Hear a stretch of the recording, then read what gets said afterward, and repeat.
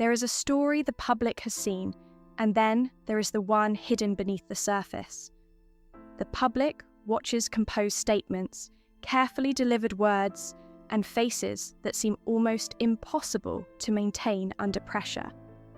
Millions have witnessed Savannah Guthrie during the worst crisis of her life, holding herself together with a grace that has been admired, praised, and shared.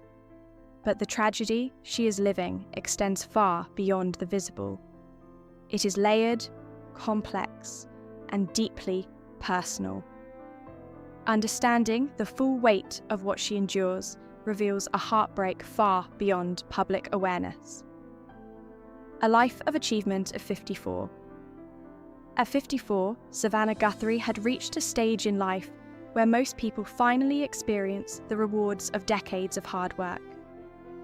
She had built a career in television recognised nationwide, navigated challenges that would have ended others' careers, and raised 2 children while leading a high-profile morning show. Savannah had mastered the balance of authority and warmth, professionalism and relatability, all under constant scrutiny. February 1st, 2026, however, disrupted everything she had built. That day, her life split into 2 parallel realities, one for the public and one private, both demanding her full attention and strength. The public crisis unfolds. On that morning, Savannah's mother's home was found empty in Tucson, Arizona. The local sheriff confirmed what investigators already suspected. Nancy Guthrie, 84, had been taken against her will. Suddenly, the word kidnapping became attached to a woman known primarily as the mother of someone millions trusted. Savannah's life diverged into 2 simultaneous tracks. The public one, where she had to remain composed while cameras recorded her every move, and the private one, where she confronted fear and uncertainty as a daughter whose mother had been forcibly taken from her home. The weight of both realities was unimaginable. The physical danger.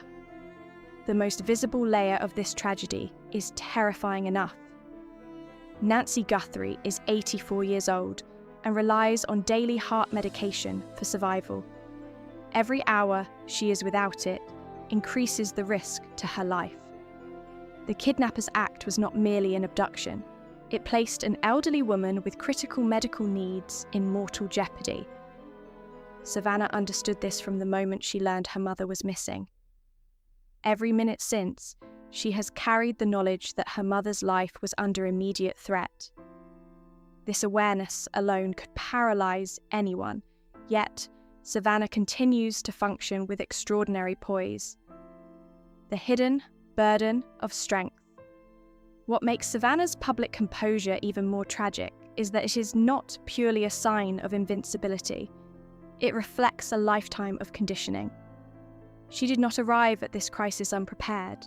She had been raised to respond to unbearable pressure by performing, not collapsing.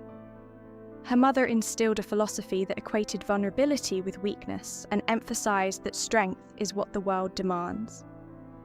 Savannah internalized this lesson from childhood, building a deep resilience that has allowed her to survive professionally and personally. Yet the very skills that sustain her also conceal an internal hunger no career achievement can satisfy. A lifetime of conditioning. Savannah's ability to perform under pressure is rooted in decades of deliberate upbringing. Her mother's philosophy taught her that strength is a requirement, and vulnerability is a private matter. While this equipped Savannah to face extraordinary public scrutiny, it also left her without a model for seeking unconditional acceptance. Her composure, admired by millions, is thus both a testament to her resilience and a reminder of the hidden cost of such conditioning.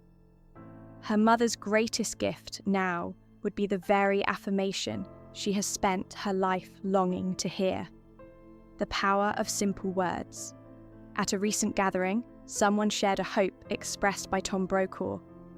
If Nancy returns safely, she should give her daughter a simple but profound gift: Not advice, not instructions, not reminders of strength, but 3 words. I love you. Words that require no performance, no composure, and no standard of achievement. Words that convey unconditional acceptance. Words that tell Savannah she has always been enough. The simple act of hearing this affirmation would surpass anything else her mother has ever given her, delivering a closure decades in the making. Public versus private reality. The tragedy of Savannah Guthrie is not only the public crisis unfolding under intense media scrutiny. It is also deeply private, hidden beneath every composed statement and polished appearance. While the world watches and admires her strength, she carries an internal weight that cannot be observed. Fear for her mother's life, longing for validation, and the exhaustion of maintaining dual realities. Her life, once expected to be defined by achievement and reward, has been momentarily suspended in a space where love, reassurance, and safety are all painfully absent. The intersection of crisis and love. The kidnapping of her mother is only one layer of the sorrow Savannah bears. Another is the absence of the voice she has yearned to hear her whole life. The voice that could answer her lifelong question simply and unconditionally. Her mother's love, though genuine, had always been intertwined with expectation. The deepest desire of a daughter who has performed flawlessly under unimaginable pressure is to hear that she is enough, just as she is. Until that moment arrives, the quiet tragedy persists, invisible to the millions who celebrate her resilience. The weight of waiting. Every hour that passes without her mother's return intensifies both the physical and emotional danger. Savannah continues to navigate the public sphere with composure, all while silently enduring fear, uncertainty, and longing. The layers of this tragedy, medical urgency, professional expectation, lifelong conditioning, and unfulfilled emotional need, intersect to create a pain that few can fully comprehend. The public witnesses only one aspect, a poised woman managing a crisis. But the private reality is a daughter confronting the possibility of never receiving the reassurance she has sought for decades. The call for return. At the heart of this tragedy is the hope for reunion. Every word, gesture, and decision in Savannah's public life now carries the weight of urgency and love. The world can watch, pray, and hope alongside her, but the resolution rests in a single act: bringing Nancy home. That act alone has the power to address both the visible and invisible layers of the heartbreak. To restore life-saving safety, to allow Savannah to release the strain of public performance, and to provide the affirmation she has needed her entire life. The ultimate gift. The greatest gift Nancy Guthrie can give her daughter, beyond all achievements, guidance, or lessons, is simple.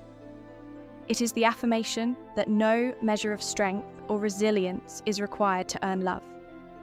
Just 3 words. I love you. Words that confirm Savannah has always been enough, that she does not need to prove anything, and that her mother's love has been unwavering all along.